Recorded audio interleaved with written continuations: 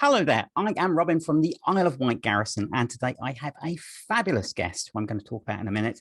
Obviously, we are celebrating in our special event, which is 1138, 50 years of Lucasfilm, and also we are supporting First Robotics.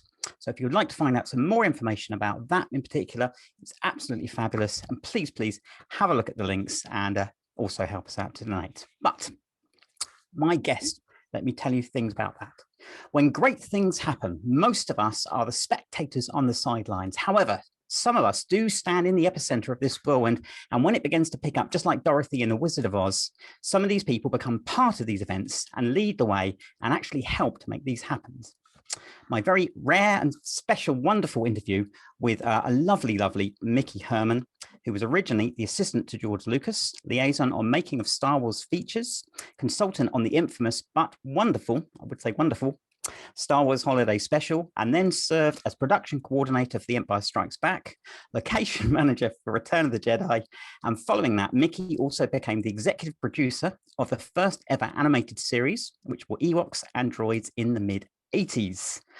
Oh, on top of that, she also helped on Raiders of the Lost Ark, and with her first-hand knowledge on the first decade of the Star Wars universe and being part of the Lucasfilm family, Miki has worn so many hats she could probably open a shop.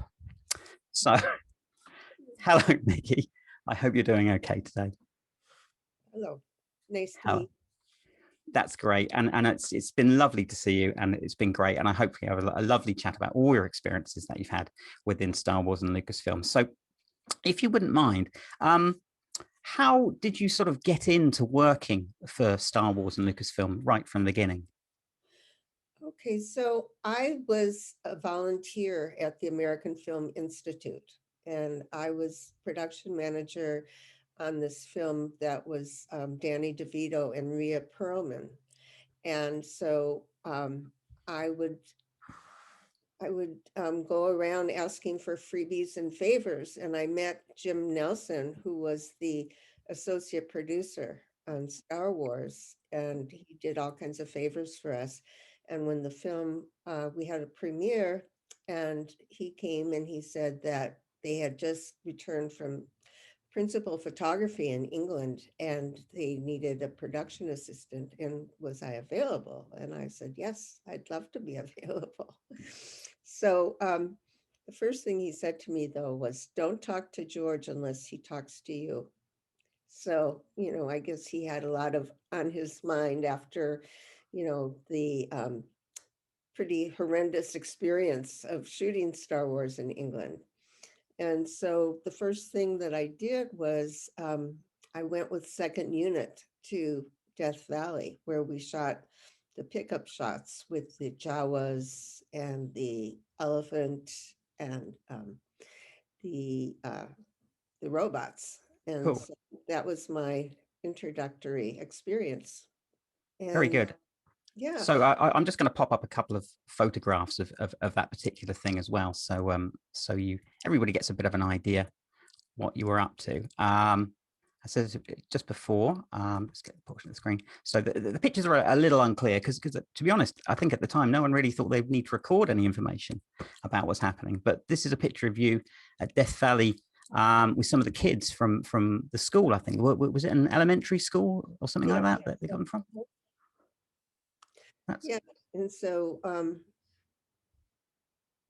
yeah, and that was just such a wonderful experience. And then by the end of that, I knew all of the props and costumes and the robots, and I was recruited by Charles Lippincott, who was the head of publicity, and I learned what ancillary was, and all of a sudden I'm here doing all these ancillary things, taking the actors and the robots around. I was like the robot roadie, and so we did a lot of fun TV special appearances. Donnie Marie show, the Dinah Shore show actually.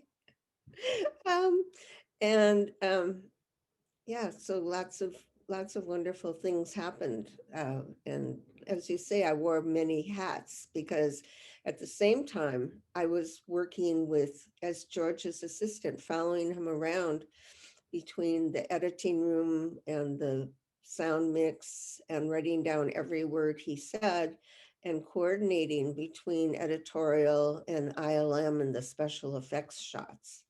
So I was a very busy girl. I take it at the time, because obviously it was the first movie, so it must have had a much smaller amount of crew working on the first one, did it? And everybody was working closer together than the other movies, were they? Or Yes, that's correct. yeah, ILM, Industrial Light and Magic, was here in Southern California at the time, in Van Nuys. And the everybody, I mean, the film was practically still wet when they premiered it, when it opened on May 25th, 1977. So that's it was, great. And I think, if I remember correctly, because I think George has said this as well, he had a lot of different sort of cuts of the movie that he sort of looked at and then wanted to change them. And I think because he was very good friends with Steven Spielberg and Brian De Palma and Francis Ford Coppola, he said on a few occasions that I don't know if they went into the studio or he saw them at home, but they sort of talked about changing the way the edit of the film was. Did they ever sort of come in, or he discussed that he needed to sort of change the original version and then to the actual version that came out at the cinema?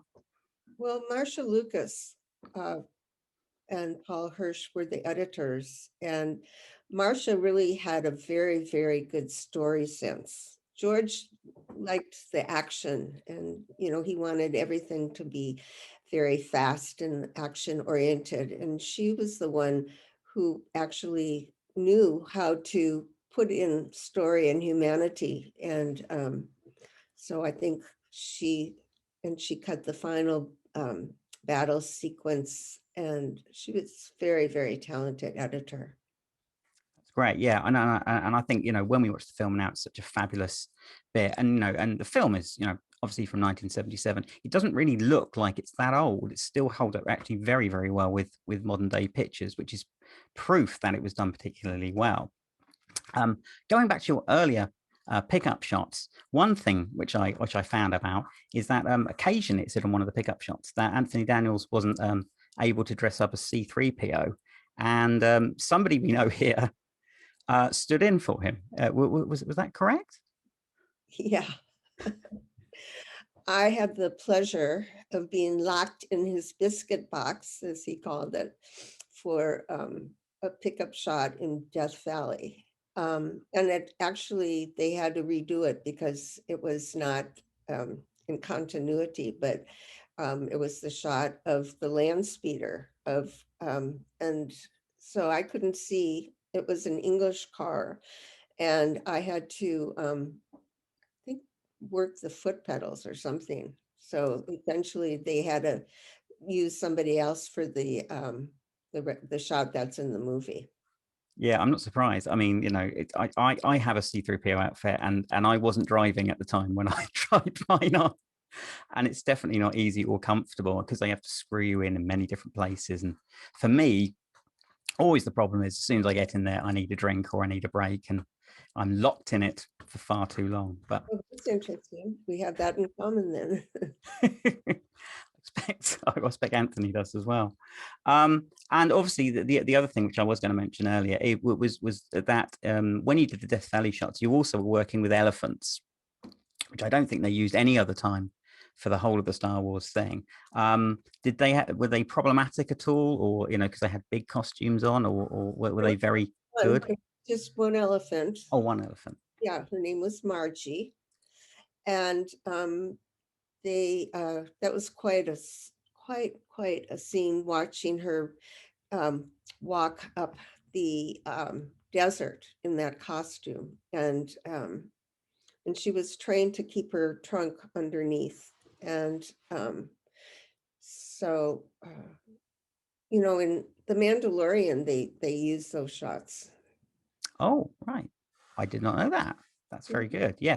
And I think a lot of people, Banthas and the desert people, it really gives the extra feel from those pickup shots as well, which obviously I think in Tunisia that there wouldn't have been any chance they could have had an elephant to go around in the middle of the desert. So it's a fantastic thing to see on that as well. Did you do any other sort of pickup shots apart from those ones we've mentioned? Because I'm sure you did do quite a lot of other work on the original movie. Well, there was, yeah, there were shots around town. There was the cantina, you know, the band for the cantina. We shot that in the studio in Los Angeles, and which is a very, very popular scene. And some of the ILM employees wore the costumes, and they have been going around to different Comic Cons and selling their autographs. And what else do we do? Can't remember any others that that one stands out very. Oh yeah, and then this was really cool. When Greedo, the Greedo shot, Han shot, we shot that, and George said, I was reading Han's lines, tell Jabba I've got the money. And George said, this is your big chance, Mickey, because I read Han's lines, and then unfortunately I'm not a very good actor, so I didn't, you know, but that was a cool shot. That's good. So you not only have you played C-3PO, you've also played the leading part in the first Star Wars movie. So you're doing quite well, you know. So all you've really got to do is Obi-Wan Kenobi and Vader, and you know, you're away. So Yeah. that's great. Then we go to obviously when the film came out. I mean, I expect probably the people who, you know, Fox was probably a little worried. What was it going to be like? What did the people who worked on it, were they a little worried that it was going to be a good film or well received compared to what they hoped it to be? Yeah, I mean, Fox was referring to it as that turkey. And but when I saw the first time I saw dailies at ILM, and I saw 3PO, the gold robot, and I think the shot coming into the where was it? Anyway, I thought that I had never seen anything so incredibly beautiful. There you go. So and Fox were wrong, and they did pretty well. And luckily for us, there was more and more Star Wars after that as well. Look, as we said, there were many things between the original Star Wars movie and Empire Strikes Back. As we said, the Donnie and Marie show was one, which came out in '78. And then we have the one I personally think is actually quite nice, which is the Star Wars Holiday Special. For many reasons, I think it's actually very good. There are bits, yes, that are not that great, but as the sort of liaison, sort of keeping the eye on the TV people, how did that come across to you? Did you have any bits that you liked doing in that show? Or Well, it was fun working with Stan Winston, and they left it up to me to hire people to make the costumes. So that was a very interesting part, to meet all these creature makers. And Stan was a lot of fun to work with. The people, there was a problem. A friend of George's from USC, David Akumba, was the first director on it. And so he was a film director, and there was a huge clash with the TV people. And so by the time David quit, they had used up the whole budget of the film, of the dear. TV show. And so so then Steve Binder came, another director, a TV director, and he finished the shoot. But the producers, he should have edited it, and the producers, Ken and Mitzi Welsh, they had used up the whole budget, so they were cutting the TV special. And so it was just a mismatch of talent. Well, there you go. I mean, a few good bits were obviously the animated segment, which was actually done very, very well. I will try and get you another picture on here as well, because there's a good reason for this as well, which I'll just pop onto that as well. There we go. So it just gets here. So one of the things, obviously, about the animated version that was in the Holiday Special was, in fact, the first appearance of Boba Fett, which now in The Mandalorian, this is the image that The Mandalorian in the new TV show that Disney have actually gone on to use. So again, in a very good way, you know, we've seen some lovely work from that. And the other, and I'll just see if I can pop onto the other one as well, if you can find that. And that's obviously, I think, one of the studios where Harrison Ford and I think Peter Mayhew were doing with the interior scenes with the video cameras as well. I'll just put a quick picture of you up too. There you go, because it's my favorite picture of Nikki. Yeah. There we go, hanging out with the guys. Yeah. Were they all? I mean, I think you probably got on quite well with all of the actual actors because they probably knew you so well. Did you have actual fun doing the holiday special? Did I have fun doing the holiday special? Yeah, actually, I did have fun, although I felt sorry for the people that were wearing the costumes because they were like passing out practically, you know, I mean, it was very difficult for them. But yeah, Mark I guess. Hamill and Carrie Fisher and Harrison Ford, they really did not want to do it, but Oh, you know, George asked them, and so they said, okay. they felt they should, shouldn't they? And Carrie has a lovely voice, to be honest with you. And I don't know if anybody else's home's got this, but I do have a couple of Christmas baubles with Carrie and Mark singing on them. And if we didn't have that, then obviously we wouldn't have had these Christmas baubles as well. So it does make Christmas, I think, sometimes as well. But that's great fun. So obviously, holiday special, you know, some good bits, some bad bits, but again, very memorable. I doubt we'll ever see it on Disney Plus, but I know people can find it if they want to. And And he it's wanted to tear up every copy of it, you know, he just never liked it at all. never mind. I guess that's probably why he hasn't done a lot of special since, probably. Although Disney Plus has done the Lego holiday special, which is a homage to what you originally worked on, which has come out in a Lego form, although the story's a little different. But Yeah. And the Ewoks are on Disney Plus now. the Ewoks are on Disney Plus. Droids isn't yet, although I very much hope it will be quite soon. But we'll have to wait, won't we? Did they tell you it was coming to Disney Plus with the Ewok show? No. Oh, but they should have done, shouldn't they? So there we go. So in the interim of that, you did all those fabulous things, and then you went straight on to, well, I think you went straight on to Empire Strikes Back, but obviously you had a different role for that. If you could just tell us about that, we'd love to hear. Well, I remember the day after this holiday special was on the air, I moved up to Marin County then because George moved everything up to Marin where he lived. And so we had a lot of fun making new equipment, outfitting new cameras. I was production coordinator and I worked very closely with the art department, getting the storyboards done, and met with George every day. He did not want to direct the next one, and Irving Kirschner, who was a friend of his from USC, was the director. And so, and let's see, and Yoda, Ralph McQuarrie was just such a delight to work with. And so between him and Joe Johnston, they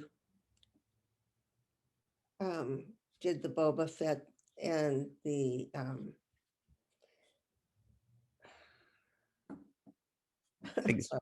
That's fine. Yeah. Well, where we start from it. So George, what would you say, Jordan? So Joe Johnston was doing the Boba Fett for the new thing as well. Obviously for the holiday special, he'd obviously conceived Boba Fett earlier on, and then decided he was going to put it into Empire.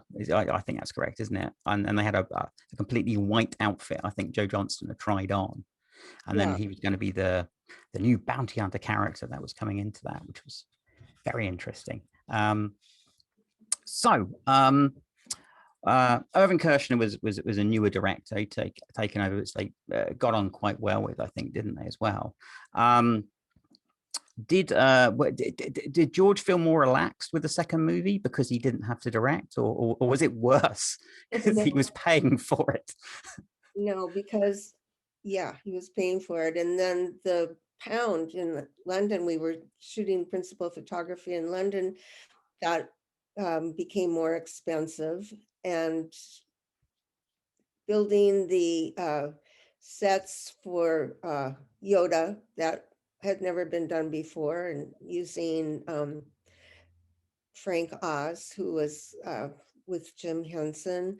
And so everything went over budget and took longer, and George was paying for it himself, and he was very nervous that that the bankers were going to come after him. Well, I think luckily the second movie was well, most people regard it as the best Star Wars movie that's ever come out anyway, and it did quite well. So he didn't have to worry after all. But I'm sure he probably wasn't thinking that at the time that it was going to go okay. And then obviously you went on to do another different job for Return of the Jedi, which was a location manager, I think, and I'm sure you were still doing lots of other things as well. But one of the things that which we found out is that you were trying to find locations for the Forest Moon of Endor shots in the big forests and things like that. That was such a dream job.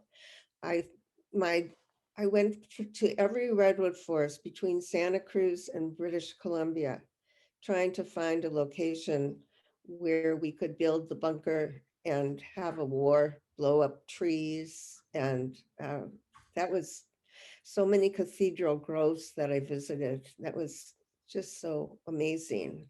And so I did, and I was in planes and trains and helicopters and boats. Oh, that was just such a wonderful experience. And then we found this place in Smith River, which is like 10 miles south of the Oregon border.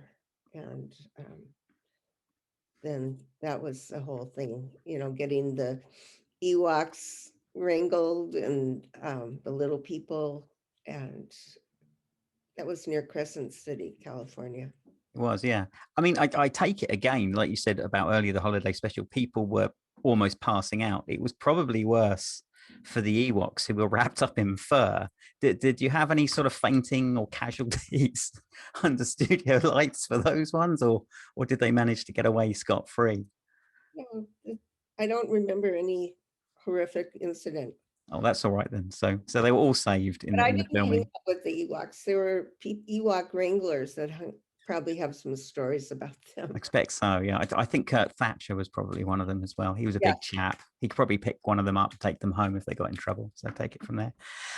Another story, which I have no idea if it's entirely true, whether or not, I think it is, but I don't know if you know anyway. I was told that apparently some of the crew were actually a little bit worried that Peter Mayhew, who was in the forest on some shots, might be mistaken for Bigfoot and possibly shot by some of the hunters if they thought he was Bigfoot. I don't know if that ever came up anywhere in the discussion or not. That one.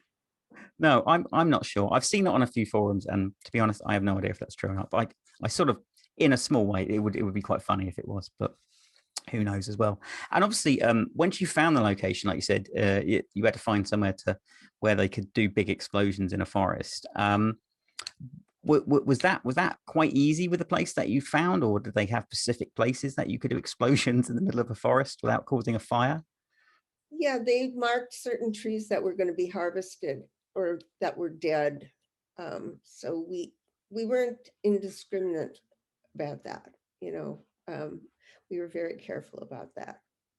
Well, that's all right then as well. And also, and then you have the other issue that you had to build a bunker in the forest and other big props.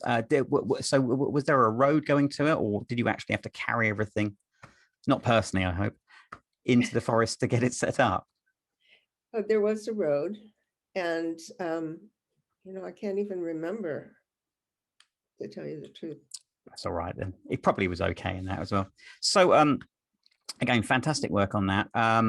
I'll mention about the animated series in a minute. But the other thing I did want to mention is that when I looked up some of the work you've done, that you had worked on Raiders of the Lost Ark as well. What did you actually do with Steven Spielberg in that film? Well, there were pickup shots that I managed. Like the China Clipper, where there was this seaplane that was original, that these kids bought. We were going to use it for oceanography, and so we used that and some other pickup shots. The college, um, and shots like Indy throwing a gun on a rug, just shots like that. But I think the most spectacular one was the China Clipper one. And again, I used all employees from ILM, and Dennis Murin was, he had a great cameo part as he's like a Nazi on board. Right. And exactly, you're quite right. I mean, because obviously, you just come off Star Wars, but a lot of the people on the Indiana Jones movies were pretty much the same people. So you probably knew a lot of them, even though it was a different feature. I take it does Lucasfilm at the time. I don't know so much if it's the same now. Did it always feel quite like a little family that you sort of knew people and you got on very well with them? Absolutely, the Lucasfilm family. And George made it that way too. Like every 4th of July, they had a picnic, a big picnic for us, big Christmas parties, presents, bonuses. I mean, he was very, very generous. Even though we were, kind of low paid labor, but he was very generous. But you did a lot of the work, and again, without people just like you doing these films, we wouldn't have the spectacle that we have today. So it's a lovely thing to do, and it's so nice that at the time that Lucasfilm was like that. I'm sure it probably still is in a way, but with all the people that you get to meet, it's nice to work with the same people. So after all of that, and obviously I know you did the making of features as well. They then took you on to do the executive producer of the first proper animated Star Wars series, which was obviously Droids and Ewoks. When they started off with that, which I know it came out in '85, but I suppose it must have been a year or two earlier when they were discussing that. Did they have those two particular cartoons in mind, or did they have other cartoons they were swishing around with different ideas for making different shows? Well, George wanted the droids to be very Mad Max like. He wanted it to be more for older kids, and the Ewoks he wanted, for younger kids. And his daughter, Amanda, she was just a little toddler then. So, I think he had that in mind. And Nelvana, who did the cartoon for the holiday special, um, were the animators.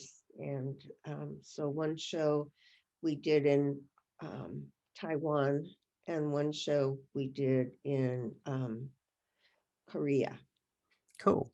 And Yeah. and for the show itself, did you have because I know with most very big films they have a sort of a bible of rules that they want you to sort of keep with. Did you have a free reign on doing the animated series, or they said, oh, you can't bring Vader in, or you can if you want to, or other things like that? Well, the network, they were very, very strict about standards and practices, as they called it. And so every script, they didn't want any imitatable action. Like they didn't want, like for Superman, pretending that you can fly and stuff like that. So George really disliked that aspect very much. In fact, when the series was over, he wanted me to write a book about standards and practice. But I didn't. Well, it's a shame because obviously, after you were the producer of those shows, we as viewers did not get any more animated series for about another 15 to 20 years. So it was a big shame because I was probably a little bit old to watch cartoons at the time, but I still did watch Ewoks and Droids, and I thoroughly enjoyed them. The other nice thing about this, which is something I found out earlier, is Ben Burt, who is the sound designer for Star Wars, also actually wrote some of the droids stories as well. Was he a good friend with you, and you got on quite well? And absolutely. And he wrote the big, we did a feature, The Big Heap, which I loved that. It didn't get very good ratings for some reason, but Ben is a Renaissance man. There's nothing that he can't do. And there were some great bits in there of action with the droids that were later picked up in some of the other movies. that's great. And did he write anything else? I mean, I don't know that much about Ben Burton in his writing styles, but did he do any other Star Wars stuff or anything different than that, or just the sound design?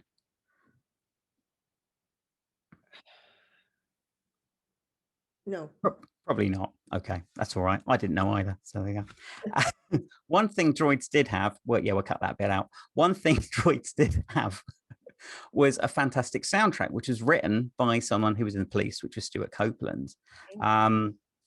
Some people said it was a little different from the original things. I quite like it because I think it's very apt to the character Anthony Daniels as a C-3PO, who is generally always in trouble.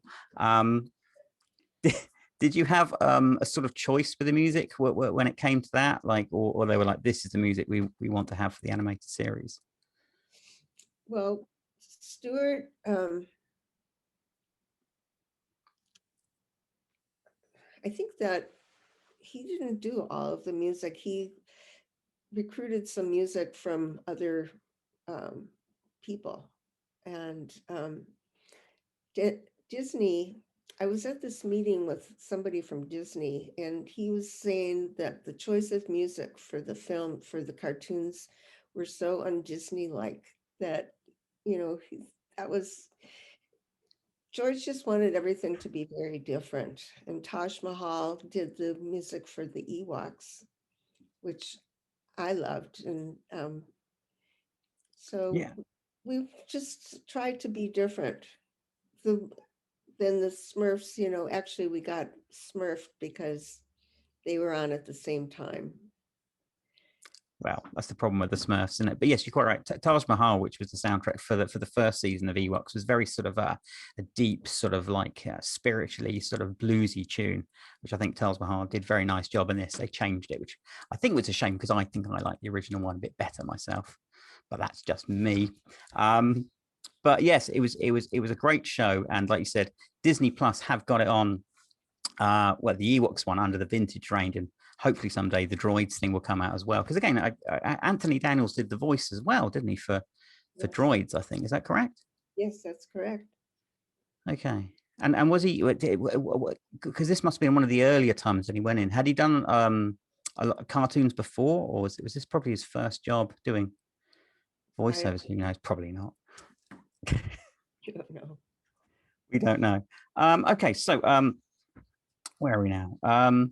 We've done that thing to do. The contest. Yes. So yes, I mean, I think, like we said, after that you had a very interesting career, actually out of Star Wars as a doctor. I think, wasn't it? You became a doctor. Yeah, a doctor of clinical psychology, PsyD, doctor of clinical psychology. That's great. And I take it like when you went, because I think you went back to college, didn't you, to do that? When people sort of asked what you'd done before, were they fairly gobsmacked that you'd done all of this stuff with Star Wars and become a doctor afterwards? Yeah, and what's funny is that people that I worked with on Star Wars, they said, "Oh, you were so smart to get out of the difference and get out and do something different." And then people in psychology said to me, "You did that. Why do you want to do this?" It's always greener on the other side, isn't it? I think that's what they all think, isn't it? But it does give you a very interesting life and a fascinating outlook at all the things that you've done as well. So we'll just wind it down a little bit, but obviously, there's still lots of like you said, conventions that's still going on. Do you meet up with any of your friends from ILM from that and go to conventions at all? No, I haven't. They haven't asked me. Actually, I did some autograph signing, and one of the guys said, that he asked me if I would be interested. And I said, yes, but then they didn't ask me. And then with the pandemic and everything, nobody was going to those. Well, Star Wars Celebration is on this year. I'm sure if anyone's watching from Star Wars Celebration, they will snap you up like hotcakes. And if not, if you've got some of your friends, they should invite you, because I think as a fan, so many interesting things that actually you probably know a lot about things that we haven't really ever thought about asking and don't know things about as well. It's been a rare treat talking to you today. And I'd like to thank you for all of the stuff that you told us about your magical career, talking to George and everything else. So I'm going to say thank you very much for joining us today. And everybody who's watching, of course, for the 50th anniversary of Lucasfilm, thank you very much as well. And if you could also please look at our fantastic non-profit group that we're looking at, which is First Robotics. There's lots of information of that. And you can look that up as well. So Miki Herman, thank you very much for joining me today. Thank you. Thank you.